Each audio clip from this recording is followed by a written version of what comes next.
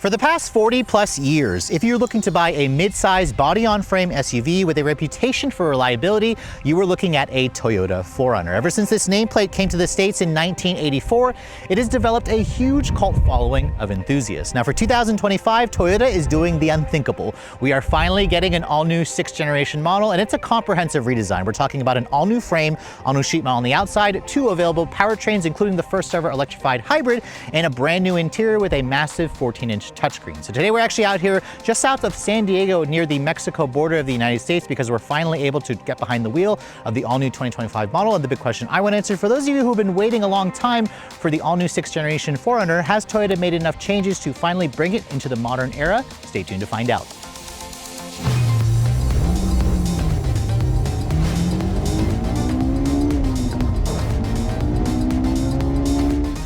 So one of the big stories with the new generation 4Runner is it's finally available with the company's iForce Max hybrid powertrain. Now, if you guys don't want all that complexity of an electric motor, there's also a non-hybrid version called the iForce. But since we're talking about the powertrain, let's go ahead and pop the hood and show you guys what's powering this thing. Now, I am a little surprised to see that this is the limited trim 4Runner, so it's almost the top of the line, and it still only has a hood prop as opposed to struts to hold the hood up. But once we're underneath here, we can talk about what's going on underneath the hood, because this powertrain, if you guys are familiar with our video on the new Tacoma, it's essentially the same powertrain because the 4Runner and the Tacoma ride on the same body-on-frame architecture.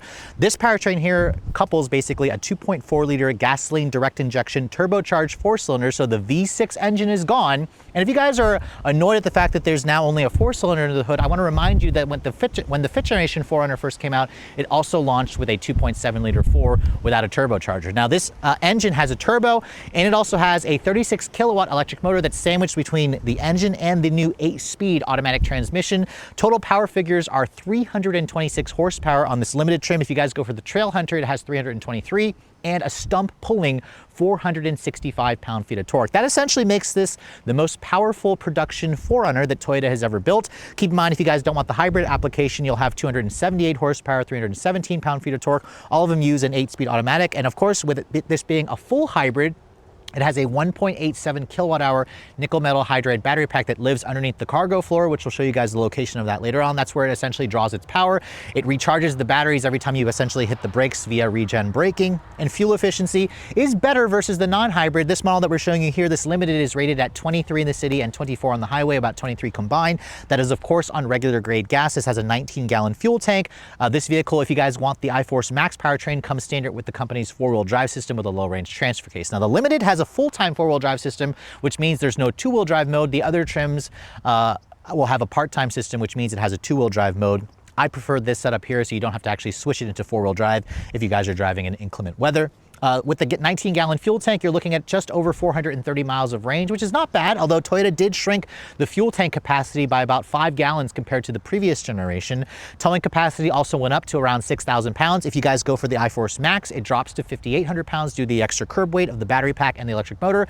As this car sits, it weighs in at just under 5,400 pounds. So again, this is around 400 pounds heavier versus the non-iForce Max because, again, the battery pack, the electric motor, that's going to all add weight. Toyota doesn't talk about a 0 to 60 time. We'll test it out when we get it out on the road. Top speed for this vehicle should be just under 120 miles an hour. That's just my estimation based on what the top speed is for the Toyota Land Cruiser. But let's go ahead and close up the hood here and talk about the exterior styling. Now, this particular one that we're showing you here is a limited trim painted in supersonic red. The red color is an extra $425. It looks stunning with the limited grade trim. As you can see, the limited has its own unique front fascia. The grille is kind of similar to what Toyota puts on the Tacoma, although it's slightly different for the 4Runner. You can see it's got this kind of satin silver finish with that like 3-bar look with the chrome Toyota badge to it. All 4Runners come standard with full LED headlights, although the limiteds will have a premium LED. You can see there's kind of like an illuminated 4Runner badge there in the actual headlight. That's included as part of the premium LEDs. You have an LED daytime running light, LED turn signals, LED low and high beams. And then down here, you also have LED fog lights. Now the front fascia, as you can see, also has some gloss black and some silver trim. That front air dam down there, as you can see, is for aerodynamics to improve the fuel efficiency. That'll get ripped off if you guys go off-roading. Keep in mind the off-road oriented models will remove that. And you'll also get skid plates. This model, however, does not have skid plates because it's the more road-going version. Despite not being the off-road oriented model, the 4Runner still has around 9.2 inches of ground clearance. The TRD Pros will offer up to 11.5 with their suspension lift. You can see you've got integrated parking sensors. You've got the the radar sensors there for the Toyota Safety Sense 3.0, which is going to be standard equipment. And this model also offers a full 360 camera. So the technology in this vehicle has just been significantly upgraded. I also really like the design. Let me know in the comment section below if you guys like the way this Limited looks with the supersonic red exterior color. Now moving around the side profile, you can see the 4Runner is still basically a mid-size body-on-frame SUV, but it's also still instantly recognizable as a 4Runner. This new generation has grown significantly versus the previous generation. Its wheelbase is 112.2. Its overall length is 194.9. So this is actually about an inch longer than Toyota's also new Land Cruiser. They ride on the same wheelbase. Width is around 78 inches. The difference, of course, is the 4Runner is around 5 inches lower than the Land Cruiser. The Land Cruiser is a taller up vehicle that offers more headroom. It kind of gives you more of that boxy look. This again has more of that squared look, but it also is a more traditional shape as opposed to that taller box that you get with the Land Cruiser. Now looking at the wheels, these are the included 20-inch wheels that you get with the Limited trim. They are a multiple spoke design with a machined look with the gray inner pockets. You have all disc brakes. You have an independent front suspension with, like I said, 9.2 inches of ground clearance. And then the Limited and the Platinum trims will also include the company's adaptive variable suspension. So you can actually adjust the dampers via the drive mode selector to give you a softer ride or a sportier ride. We'll try that out when we get it out on the road. You can see the over fenders here are color keyed, which I really appreciate. It just looks a lot more upscale looking. There's also the iForce Max badge here, although I'm surprised the Max is not painted or is not blue accented. That's what you see on some of the Toyota trucks. You can see there's a Limited badge over here. The mirrors are also power folding. They are body colored with the integrated turn signals, cameras throughout. You can see no chrome along here. And then if you look at the roof panel, just a standard sunroof. Toyota unfortunately does not offer a panel roof. These silver painted roof rails also are standard, and they also have been upgraded to hold more stuff up there. So Toyota says the dynamic load capacity is now 165 pounds. The static load capacity when you're not moving is now up to 770 pounds. So again, that's going to be a lot better versus the previous generation. That's going to help to improve, usability when you guys are planning to put stuff up there. Now, this model is also a Limited. It has power opening, or it has a retractable power running boards. That's extra $1,200, which I think is a nice option, but I don't know if I would personally pay for that. I would just have the fixed running boards as opposed to the power operated ones. But again, it gives it a more premium look. This little design element here is kind of like a harken back to I believe the second generation 4Runner, where the glass back here kind of goes into the roof panel. It's definitely a nice touch. And then moving over to the rear, you can see it's also still instantly recognizable as a 4Runner. The taillights have been completely redone, but they also still look very familiar. You can see the Limited has kind of like a full premium LED taillight with the kind of red accents here for the actual taillight assembly. Some trims will have like a chrome along with a blacked out chrome look, depending on the trim level. You can see badging back here spells out Toyota and 4Runner. There's also the iForce Max badge with the Beyond Zero badge there to show this is a hybrid. And then of course the rear spoiler also houses the third brake light. The rear window wiper is hidden underneath here. And then just like previous generations, this rear window does roll down at the push of a button, or you can also push the button here. The vehicle's on right now. It's not gonna let me do that, but it is a feature that a lot of owners love, so I'm glad to see that Toyota kept that. Underneath here, you can see there is a full-size spare tire down there, which is definitely a nice touch when you're off-roading. As you can see, the exhaust is kind of tucked underneath here, and there's no chrome exhaust system. The tow hitch is going to be included here, of course, with the nice little tow hitch cover. The rear bumper is also silver painted with integrated turn signals. Your rear view camera is also here, and Toyota also offers a digital camera review mirror for those of you who prefer that. Now, for the first time ever, Toyota has finally included, voila, a power liftgate. This is something you couldn't even get on the previous generation, so it's nice to see that feature is finally here. And then looking at the cargo area, we'll show you guys the cargo space of a third row model later on, but as you can see, with the hybrid model, the hybrid battery pack unfortunately does raise up the floor. So if you're looking right here, you can see there's a little bit of underfloor storage, which is nice, but it raises up the floor a good, I want to say 6 inches compared to the non-hybrid model. So that's going to intrude on your cargo capacity. Toyota says with the back seats up, you get up to 42 cubic feet of space. Compare that to 48 cubic feet if you guys don't have the hybrid. The third row model, which we'll show you guys later on, intrudes on that space even more. If you want to fold down these seats, you can't even do it from back here. You have to go into the side over here, pull on this. As you can see, that kind of gets in the way of the... So I actually had to push the front seat forward a little bit, but let's go ahead and fold this seat down. As you can see, when you pull that lever, the seat will catapult forward and tumble out of the way. This, again, is not ideal if you want to put items because it doesn't create a flat floor, but if you want to leave this part down, you can see there's a little bit of a raised portion here. So going with the iForce Max powertrain does limit the cargo capacity, because when you have those seats folded, Toyota says you get a maximum of 82 cubic feet of space, which is good. However, keep in mind, if you guys don't have the hybrid powertrain, the max cargo is around 90 cubic feet. So you are giving up something by going with the hybrid powertrain. Now moving on to the interior of this all-new 6th generation 4Runner. Now first of all, this limited trim that we're showing you has a color combination that I find to be particularly nice. It's got the supersonic red with the portobello. This is the real brown leather interior. The limiteds come with real leather. If you guys go for a TRD Sport or off-road, you'll have the soft text, which is the vinyl. We'll also show you guys a platinum trim, hopefully, that'll have an upgraded premium leather in a dark navy, but I particularly love the red with this kind of brown accented leather. These seats are also adjustable in 12 different ways. You have a 2-person memory on the driver's side. You have a 4-way lumbar support, and these seats are also heated and ventilated. They're also a really comfortable seat. I think they look good. And I find the color combination, like I said, to be really ideal. It makes the 4Runner feel a little bit more upscale, although surprisingly Toyota didn't do any real wood or real aluminum trim. I think that would have made the interior feel even more Lexus-like. Now getting inside, you can see with that retractable running board, I'm surprised there's no grab handle here, but for short people like myself, I kind of just hoist myself in by holding onto the steering wheel as I go in and shut the door. The door has a pretty solid sounding thunk. Remember, this is built on the same TNGA-F architecture. Now, here's the key fob for the vehicle. All 4Runners come standard with the company's latest intelligent access key with the 4Runner script on the back with this kind of cool technical camo design to the actual fob itself. It has the usual buttons here for lock, unlock, power liftgate finally, and a panic function. Toyota also offers the digital key where you can use your smartphone as a key for an extra $275. It's standard on the Platinum. It's optional on this limited trim. But once you get inside here, if you want to start the vehicle up, start-stop button is right here where you'd expect it to be. Push that, and because this vehicle is a hybrid, there are times where it doesn't always start up the engine. Right now it did, but it doesn't have a traditional starter noise. So it kind of just whirs to life. It'll also say ready, but sometimes the vehicle will start up and it'll just say ready. The engine won't come on. The engine itself, it has the typical 4-cylinder sounds to it. So if you guys love the V6 or the V8 from the 4th generation 4Runner, you're going to be a little disappointed, but we'll talk about the driving dynamics later on. Now, looking at the door panels here, you can see this limited trim has some really nice soft leather material here on this upper portion. This is where you'd rest your elbow. It's also, for me, the perfect position to kind of get comfortable to rest my arm here. The door handles have a silver painted plastic. This area here is hard touch plastic. Over here you can see there's more brown leather. Nice padded area over here. The window controls, they are one touch for all 4, so it's nice that Toyota kept that feature. Like I said, you have power folding mirrors as well, where there's a button where you can power fold the mirrors. Down here on the door panels, there's also additional storage areas. It's all kind of a cheaper plastic down here.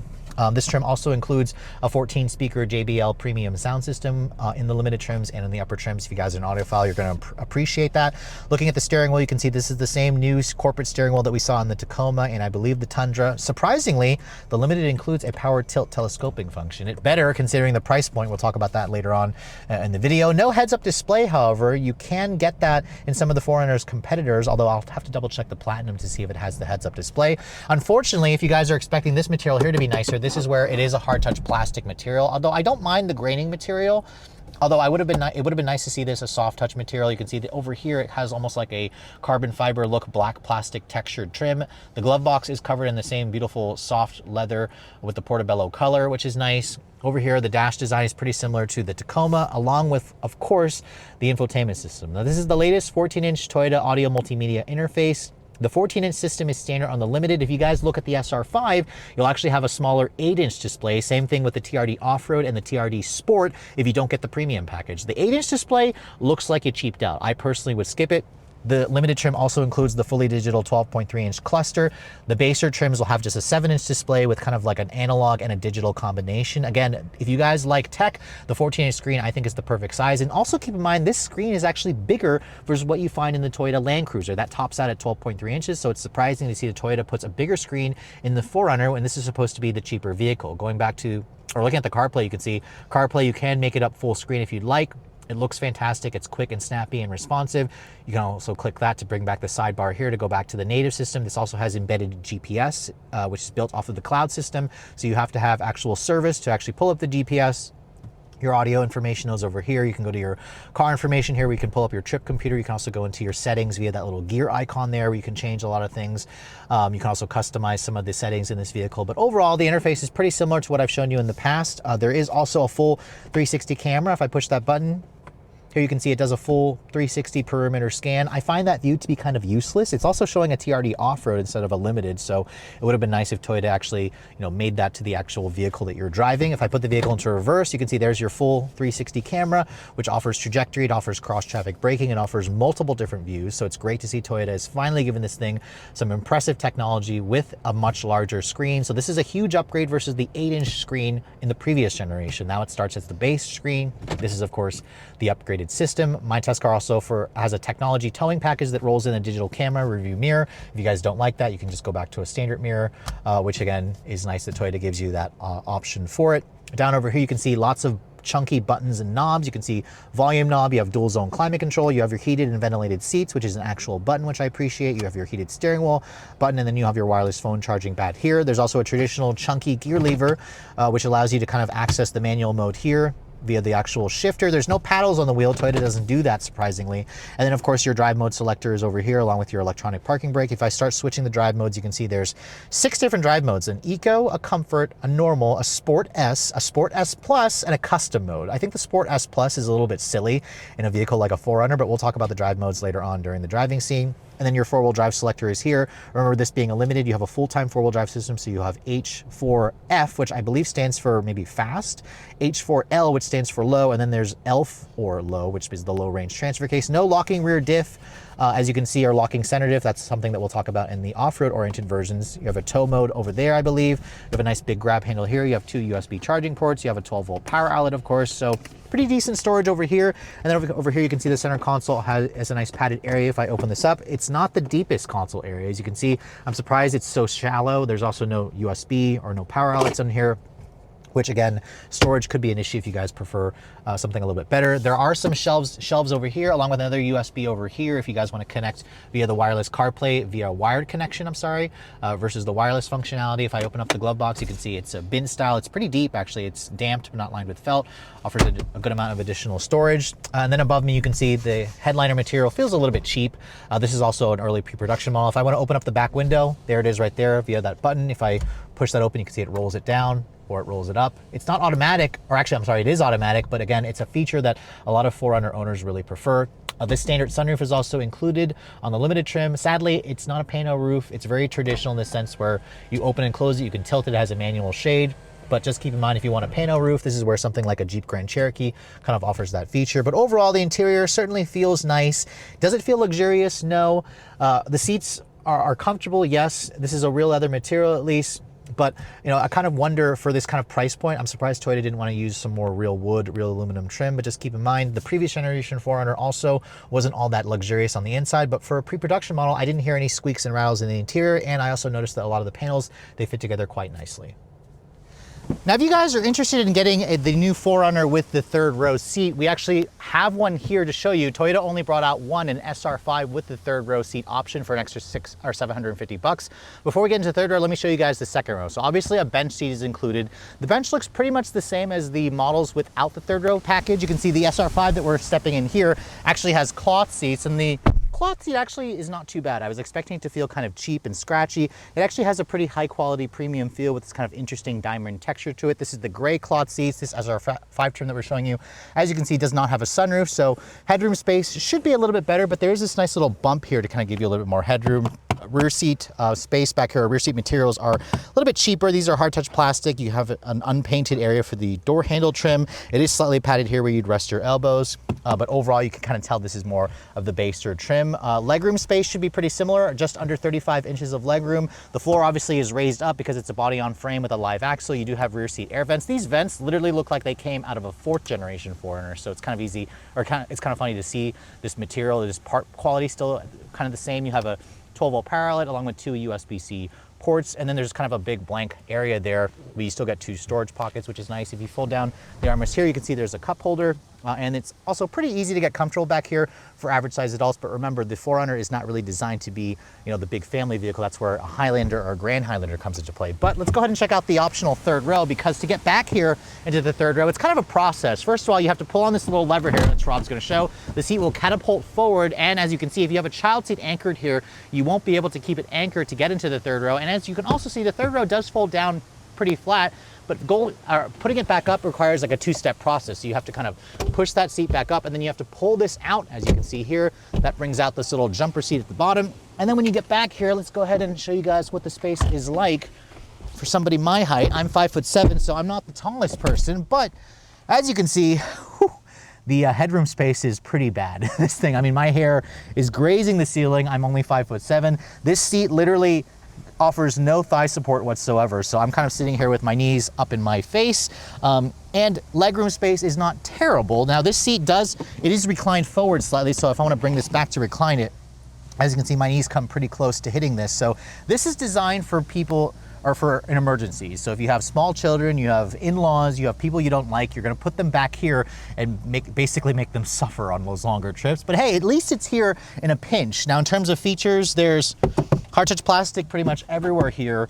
There's a little bit of additional storage. There's a cup holder area, but no USB charging ports, no air vents back here as well, no LED lighting at all. So that's kind of gonna remind you that the 4Runner's third row is designed to, again, be for used in emergency use situations. But let's go ahead and show you guys the cargo space back there really quick, because the third row does eat into the cargo space. Now, this SR5 that we're showing you is also isn't offered with a power lift gate, and that's because Toyota doesn't offer a premium SR5 trim anymore. Now with the third row seat up, Toyota says you get around 11 cubic feet of storage space. So that's a significant reduction in the overall space. Now obviously if you want to pull those seats down, which you kind of have to pull the headrest down first, I forgot to do that, that expands the cargo to around 44 cubic feet. With everything folded, Toyota says you have around 82 cubic feet of space. So you lose around 4 to 8 cubic feet of storage space with the third row. And I also want to point out, if you guys want the hybrid powertrain, it's not available with the third row because the battery pack lives underneath here, which eats into the space where the third row would obviously go. Now, after just hopping out of the SR5 with its third row, let me show you guys the back seat of the limited trim without the third row. Remember, if you guys want the hybrid powertrain, you can't get it with the third row. As you can see, the bench seat is pretty much the same. Toyota does not offer captain's chairs on the 4Runner, which kind of makes sense. This is a 5-passenger vehicle. As I get in, there's a nice grab handle here to help short people like myself get in with the running boards. Shutting the door, you can see compared to the SR5, Toyota did upgrade the materials a little bit. There's a soft touch leather covered area over here. You have leather over here on this portion, and the door handle is a silver painted plastic as opposed to just the black plastic, which looks a little bit cheap. You also have the JBL sound system back here. There are cup holders, of course. And then you can see the legroom space is pretty much unchanged. There's 34.9 inches, which is actually 2 more inches versus the previous generation 4Runner. That's because of the stretch in the wheelbase, obviously. These seats also aren't that wide. They don't take up much foot space. There's 2 storage pockets here. You still have the rear seat air vents, which look like they've been pulled out of a 4th generation 4Runner. You have 2 USB charging ports, an actual power outlet back here. If you guys have the Platinum trim, it'll also include heated second row seats. So that's the only trim to get heated second row seats. And then above me here with the sunroof, you can see there's a nice carve out here that gives you a little bit more headroom. These seats also do offer a recline function. Actually reclines a pretty good amount, so you can get comfortable back here. You just can't move the seats forward and back. And if you fold this down, you can see there's still that armrest with 2 cup holders. So overall, if you want to use the 4Runner as a family vehicle, you certainly can do so. But just keep in mind, a lot of the car-based offerings will offer more space because of this body-on-frame platform that just isn't quite as space efficient as a unibody. So for an extra $2,000, Toyota will happily sell you the most luxurious 4Runner that the company has ever built. This is known as the new platinum grade version of the 4Runner, and I want to find out, does it actually bring us near Lexus levels? Now, first of all, on the outside, it looks a little bit different because Toyota wanted to give this platinum trim its own unique personality. This particular color is called Underground. It's a very, very dark gray. It's actually a free color, surprisingly. The platinum grade includes kind of its own dark chrome finish to the grille with a blacked out Toyota logo. It certainly looks good, of course, with the Underground color. It looks similar to the Limited's grille in terms of the design. It just has a different finish. The headlights, as you can see, also have like a darker look to it. It's still the premium LEDs with the LED daytime running lights and turn signals. The front bumper also has a slightly different look to it with the gloss black, with the Underground look, with the LED fog lights. It definitely gives off a more upscale vibe. Does it feel more like a Lexus? You kind of tell me in the comments. I actually really like the dark vibes, but I would probably go with the white exterior color to go well with all the black accents. Now moving around the side profile, you can see the wheels. These are the 20-inch wheels that are exclusive to the Platinum. They are the exact same design as the Limited trim. However, they have like a gloss black finish to them. So they have that multiple spoke look. You still get the adaptive variable suspension. You still have the color keyed over fenders, which look nice. However, as you can see up here, the iForce Max logo gets a red underline or a red back or outline as opposed to it not having that on the limited trim. So that kind of just gives it a nice little contrast touch. There's also a platinum badge over here off on the door, on the front door panel. On the lower door panel, it also includes that power retractable running board. You get black painted for the door handles and black painted mirror caps, which again is a nice touch. If I open up the door here, I want to show you guys the interior, which is also slightly more unique. You can see this is the dark navy premium leather interior. So as you can see, this is an even more plush leather versus the limited. It has a really nice contrast here with the copper stitching with that kind of hexagonal design pattern. These seats are also 12-way power adjustable. They are heated and ventilated.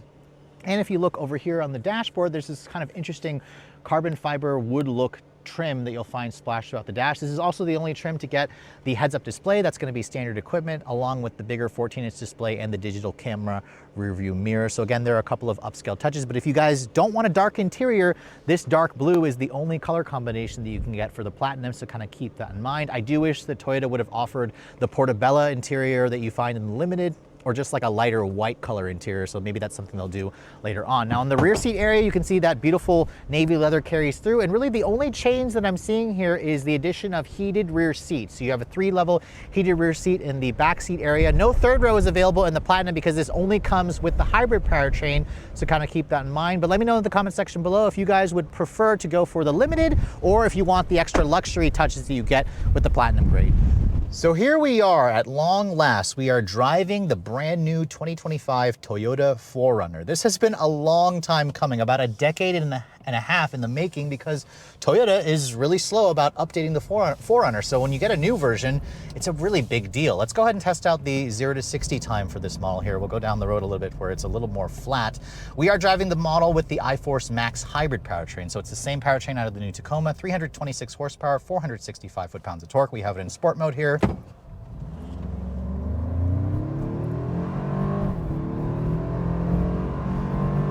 Remember, it's hooked up to an 8-speed auto, 0 to 60 in 6.99 seconds. Now that's with it more going slightly downhill.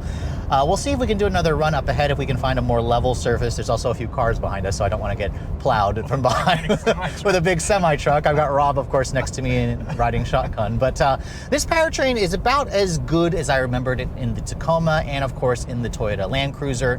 This iForce Max powertrain makes it the most powerful production 4Runner that Toyota has ever made. I mean, 326 horsepower is a lot of power, but 465 foot-pounds of torque is a crap ton of power, and it also has an 8-speed auto. That's 3 more gears versus the previous generation. Now, if you guys don't want the hybrid powertrain, obviously there's the non-hybrid version of this called the iForce that has this powertrain, the 2.4 turbo, without the hybrid system, making 278 horsepower. We'll see if we can jump into that later on and show you guys a quick driving scene for that. Now, the model that we're driving here is the Limited trim. So this model has the adaptive variable suspension. We have an independent front suspension, live axle at the back with coil springs. This is the new body-on-frame TNGA-F architecture.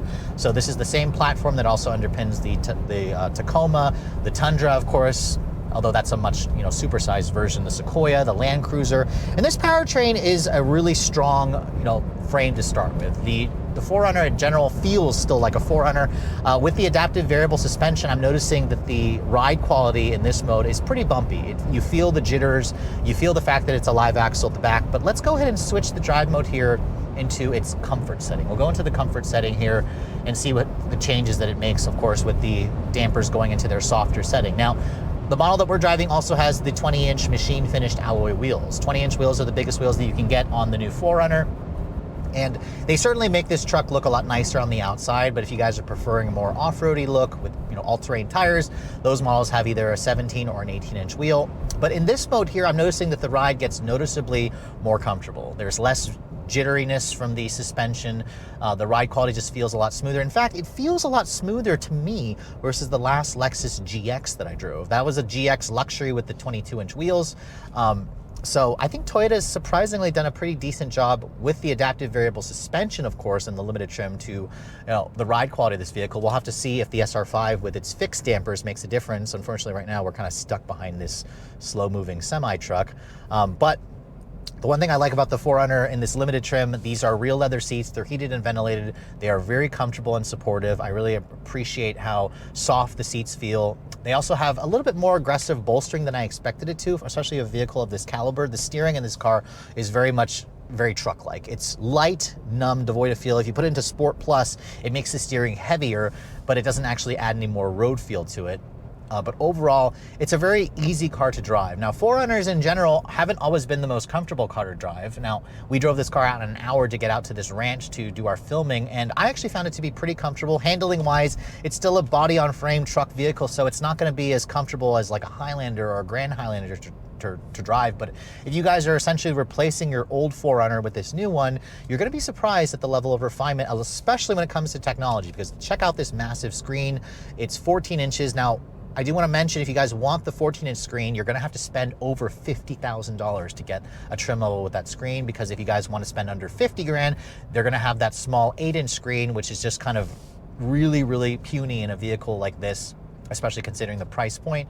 But in terms of just on-road drivability, the 4Runner definitely has a new level of refinement, and I think a lot of people are going to appreciate that. However, if you guys, plan to take more road trips, you need more of those car-like driving dynamics. That's where you may want to consider a car-based SUV. But the 4Runner's driving dynamics, to me, on the road, aren't quite the penalty box that they used to be. Especially if you guys are coming from like a Wrangler or a Bronco, this is where the 4Runner is going to show a lot of its strengths, because it is significantly quieter on the inside than both of those vehicles, and its ride quality seems to be on par, if not a little bit better, than the last Bronco 4-door that I tested. Now, in terms of wind noise, at higher speeds, this thing does have a fair amount of wind noise. Not as much, of course, as a Bronco or a Wrangler, because it's got a fixed roof. You just have a standard sunroof. Toyota, unfortunately, doesn't offer a Pano sunroof. But now that we're finding the twisty roads again, and we got around that stupid semi-truck driver that was driving so slow, I'm going to switch the drive mode back into Sport Plus. And this is where the 4Runner's driving dynamics are still going to remind you it's a truck. I'm actually surprised that Toyota even puts a Sport Plus in this vehicle, because again, the steering, you can literally do this and it doesn't really do much when you turn the wheel. But the Sport Plus mode is there to give you, I guess, sharper throttle response. It also makes the engine a little bit louder. It makes a little bit more of that pronounced V6-like grunt noises. It's all a fake synthesized sound. This 4-cylinder in general is pretty responsive. There's lots of torque everywhere, because the electric motor essentially provides instantaneous grunt off the line while you're waiting for the turbos to spool up, which I think is a really nice thing. Let's try another 0 to 60 run here. We have it in Sport Plus. It's probably still a little downhill. I'm going to brake torque it. Ooh, feels a lot better there, but yeah, brake torque. Shifts at 6,000 RPM. 6.72 seconds there. Now that's with it still going downhill, but I estimate that this truck on a level surface probably just over 7 seconds. The last Land Cruiser that I tested took 7.8 seconds with the Hybrid Max powertrain. The last 4Runner that I tested with the 4-liter V6 about a year ago did it in around 7.6 seconds. So remember, this truck also is around 500 pounds or 400 pounds heavier versus the previous generation, because the hybrid battery pack adds weight, the electric motor adds weight, a lot more complexity. But in terms of the driving feel, this is more refined. The ride quality is better. It's a little bit quieter. The seats I think are more comfortable, and it's just an easier car to live with on a daily basis. So I'm kind of okay with it being heavier in general. But overall, out on the road, this limited trim, if you guys plan to do mostly on-road driving, you're gonna definitely wanna go for a limited or a platinum grade. Those are, again, the two grades that have the adaptive variable suspension. But overall, I think that the Hybrid Max powertrain may be the one to get, especially if you guys plan to do more on-street driving and more stop-and-go traffic, because it will improve your fuel efficiency significantly if you guys are planning to do more of that style driving.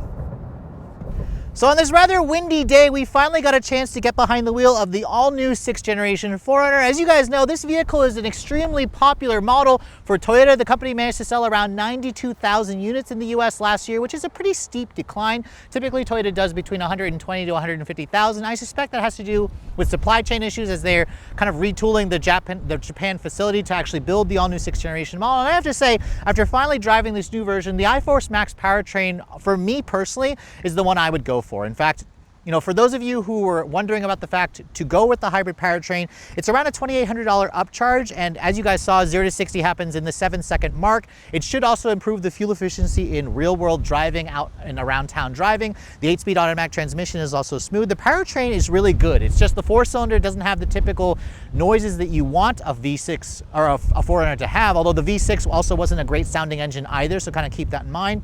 Handling-wise, Toyota has significantly improved the on-road dynamics. We'll do a separate video on the off-road models to see how those vehicles are compared to the more street-oriented versions. The interior also is a big upgrade in terms of technology. It's not the most luxurious, but it is solidly built. It's got comfortable seats, and again, of course, if you guys like tech, the new 4Runner has a boatload of tech that finally makes it feel extremely modern. The backseat area is also usable for adults, but again, keep in mind it's still a body-on-frame vehicle, and the cargo area, it is compromised with the hybrid powertrain. So me personally, I would go with the hybrid, but if you guys don't necessarily spend a lot of time in stop-and-go traffic, you could just go for the regular Turbo 4 and you'll have better cargo area. You also have the availability of that third row, which I personally think is a good option. I like how Toyota offers it on the limited trim. Now, if you guys are looking to get your hands on the new 4Runner, these vehicles are now heading into dealership showrooms as we speak. The non-hybrid is available now. If you guys want the hybrid, you're gonna have to wait about a month until the end of February. And pricing 4Runner, Toyota has already announced that for the 4Runner, the base SR5 starts at around $40,770. That's actually only around $70 more versus the previous generation, so I'm surprised that Toyota has kept the pricing in check. However, if you guys want to go to like a TRD Sport, it's going to cost you at least $7,000 more. The limited will start at around 55 grand. So kind of keep that in mind.